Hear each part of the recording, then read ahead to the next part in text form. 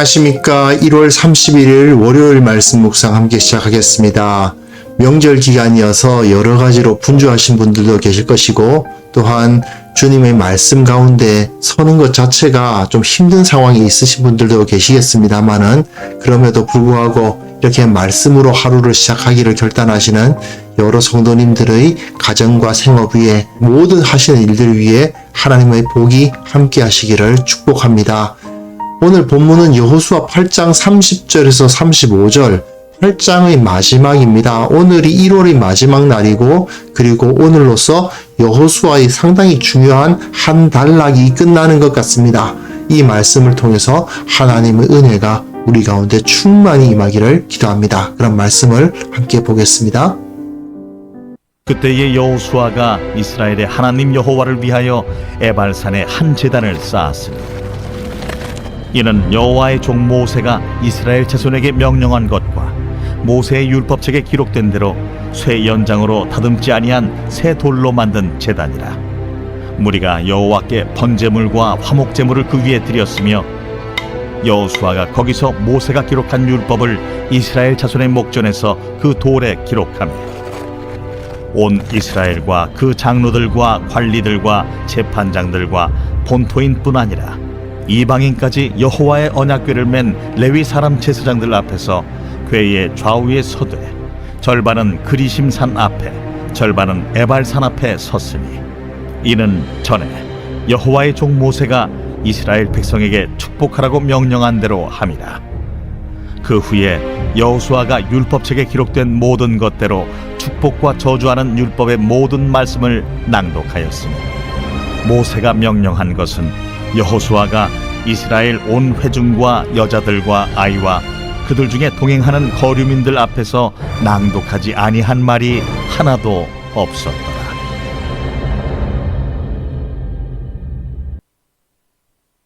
네, 8장의 마지막 부분 함께 읽었습니다. 이스라엘이 어떻게 하면 가나안 땅을 정복하는 데 성공하고 어떻게 하면 실패하는가의 내용이 1장에서부터 8장까지 내용으로 나와 있는데, 답은 다 알고 있죠. 하나님의 말씀대로 순종하면 성공하고 하나님의 말씀을 따르지 않으면 실패한다 이야기입니다. 그래서 1장에서 율법에 순종하라, 이 율법책에 기록한 대로 다 지켜 행하라 라고 하나님께서 여호수아에게 말씀하셨고, 그리고 여차저차한 여러 가지 일들이 있었지만 그 가운데 특히 아간 같은 경우에는 그 말씀을 지키지 않다가 죽임을 당하는 그러한 불상사도 있었습니다만은, 여하튼 율법에 순종하라는 명령으로 시작한 이 부분이 마지막에 율법을 그대로 다 지켰다, 그리고 그 율법을 선포했다, 이런 이야기로 끝나고 있습니다. 그래서 1장부터 8장까지는 이스라엘이 이 가나안 땅에서 어떻게 하면 성공할 수 있는가, 어떻게 하면 승리할 수 있는가를 보여주는 부분이라고 할 수가 있겠습니다. 그리고 그 결론이지요. 자, 오늘 본문은 신명기 27장에 모세가 죽기 전에 이스라엘 백성들에게 가나안 땅에 들어간 후에 뭘 해야 된다라고 지시한 게 있거든요. 그것을 그대로 실행했다는 이야기입니다. 그래서 하나님께서 말씀하신 대로 율법책에 기록된 대로 다 지켜 행하는 것을 통해서 이스라엘이 승리했고 복을 누리게 되었다, 그 이야기를 하고 있는 본문인 것이죠. 자, 본문 보시면요. 자, 여호수아가 이스라엘 하나님 여호와를 위하여 에발산에 한 제단을 쌓았습니다. 여호와의 종 모세가 이스라엘 자손에게 명령한 것과 모세의 율법책에 기록된 대로 쇠 연장으로 다듬지 아니한 새 돌로 만든 제단을 쌓았다라고 되어 있죠. 신명기 27장에 보시면요, 모세가 이렇게 이야기하거든요.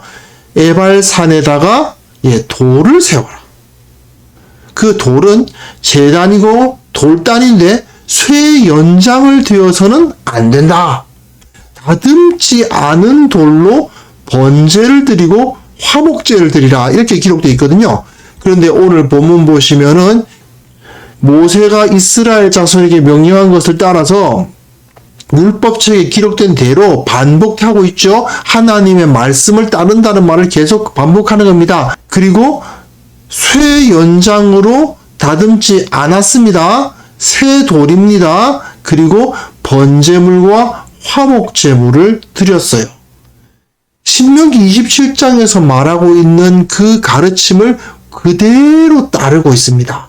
여기에 명령을 거의 복사해서 붙였다고 할 정도로 하나님의 말씀을 그대로 따르면 여리고를 정복할 수 있고, 그리고 따르지 않으면 엄청난 피해를 보게 된다는 사실을 이스라엘은 완전히 경험을 했습니다.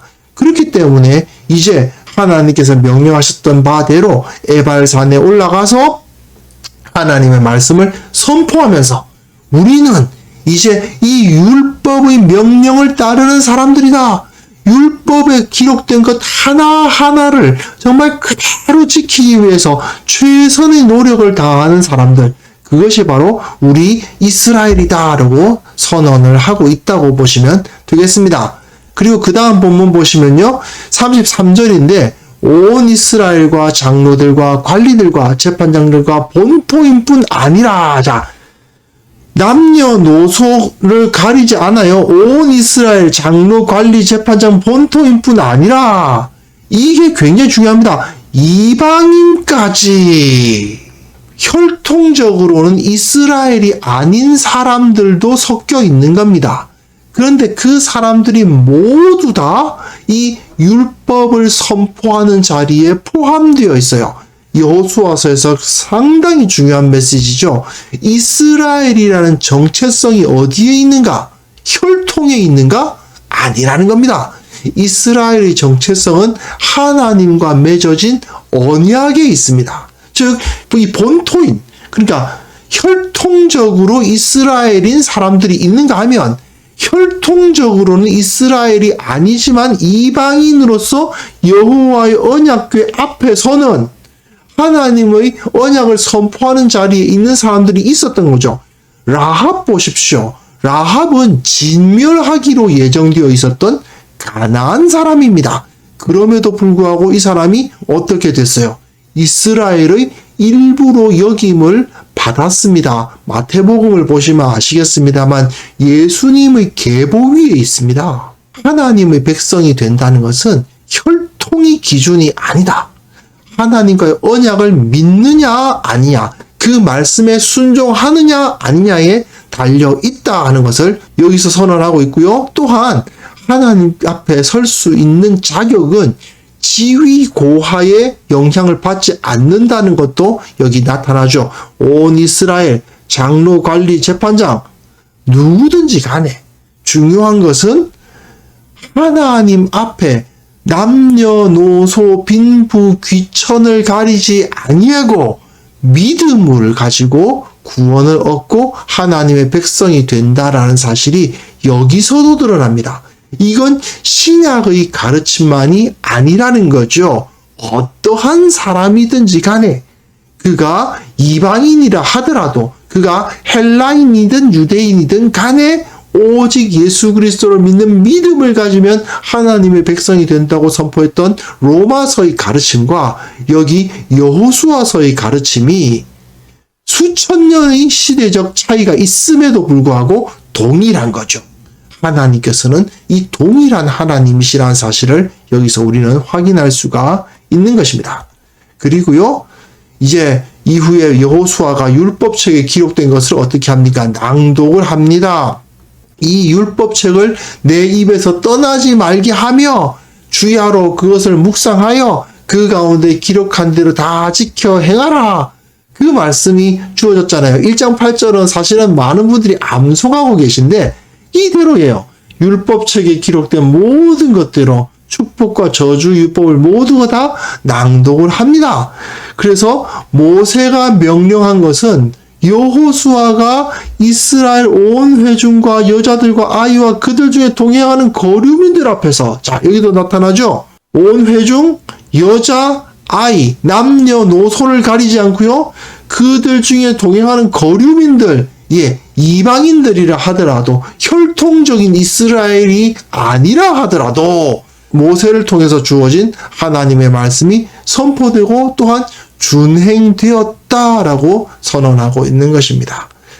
이처럼 모세에게 주어진 하나님의 약속이 여호수아에 의해서 그리고 여호수아와 함께한 이스라엘 사람들에 의해서 그대로 준행되었다라는 말을 통해서 1장부터 8장까지의 내용이 마감되는 거예요.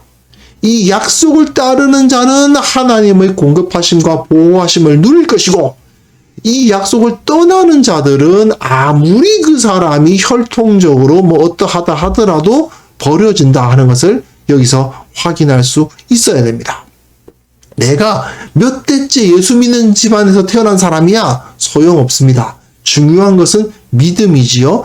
믿음을 가지고 있느냐 아니냐에 달려 있는 것입니다. 아무리 세월이 흘러도 수천 년 전의 여호수아 시대의 진리가 신약이 되어서 바울 시대에도 동일한 진리가 되는 것처럼 우리는 하나님의 말씀 위에서 그 말씀에 순종하기를 선택해야 됩니다. 그렇게 할 때에야 하나님께서는 우리에게 주시는 그 은혜를 거두시지 않을 것입니다.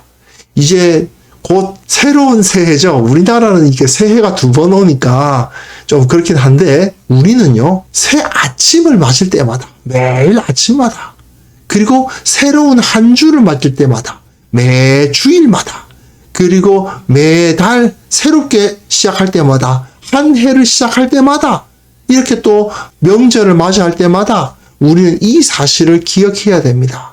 우리 눈앞에 놓여있는 이 하루, 한 주, 한 달, 한 해, 이 모든 것이 다 하나님의 말씀을 따라서 살아가야 될 시간들이라는 것을 기억해야 됩니다. 그리고 내가 이번 한 해는, 아침에는 오늘은, 주일에는 이번 주에는, 한 달의 1일에는 이번 달에는, 그리고 1월 1일에는 이번 한 해 동안은 내가 주님의 말씀을 따라 살아가겠다. 이 결심을 할 수 있는 성도님들이 되셨으면 좋겠습니다. 그것을 통해서 우리의 마음이 새롭게 되고 하늘에서 우리를 내려다보시고 우리에게 복을 주실 그 하나님께서 기뻐하시며 우리들과 함께 하시고 성령을 통해서 우리들에게 하늘에 속한 신령한 복을 물붓듯이 부으시는 것을 경험하시기 바랍니다. 이 시간 함께 기도하실 때에 오직 말씀, 하나님의 진리를 알고 진리를 순종하며 말씀과 기도에 충만한 삶을 살게 하옵소서. 함께 기도하겠습니다.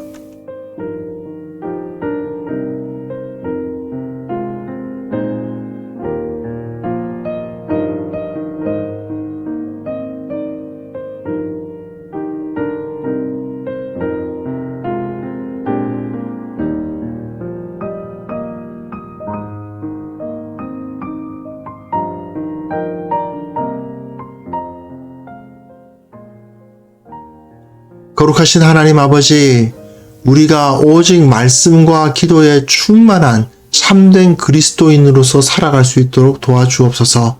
말씀을 알고 말씀에 순종하고 항상 기뻐하고 쉬지 말고 기도하며 범사에 감사하는 것만이 나의 가장 중요한 것이다라고 고백할 수 있는 그러한 참된 신앙인들이 다 될 수 있도록 도와주옵소서. 아버지 하나님, 특별히 원하옵고 바라옵기는 이 땅에 있는 모든 그리스도인들에게, 이 땅의 모든 교회 가운데 말씀과 기도가 충만한 은혜를 허락하여 주셔서 모든 성도들이 주님의 사랑을 느끼고 주님의 복을 누리며 살아가는 그런 역사들이 일어나게 하시고, 또한 그것으로 말미암아 이 땅의 모든 사람들이 예수 그리스도를 알고 구원의 은혜를 누리는 역사를 일으켜 주옵소서. 특별히 원하옵기는 이제 이 명절 연휴 동안에 참으로 수많은 사람들이 헛되고 어리석은 것을, 아무것도 아닌 것을 숭배하면서 그 어리석은 태도를 유지하고 있습니다. 주님, 저 어리석은 자들 깨우쳐 주시고 그것이 다 헛된 우상에 불과하며 오직 살아계신 우리 하나님만이 유일하시다는 사실을 고백하고 주님 앞에 무릎 꿇는 사람들이 나타날 수 있도록, 더욱더 늘어날 수 있도록 도와주시고 저들의 굳어진 마음 녹이시는 그런 역사를 일으켜 주옵소서. 아버지께서 우리들의 삶 가운데 은혜를 베풀어 주시고 이 명절 기간을 보내는 동안 어떠한 모양으로 서 있든지 하나님의 은혜를 경험하는 우리 모든 성도들 될 수 있도록 도와주시기를 간절히 원하오며 예수 그리스도 이름으로 기도합니다. 아멘.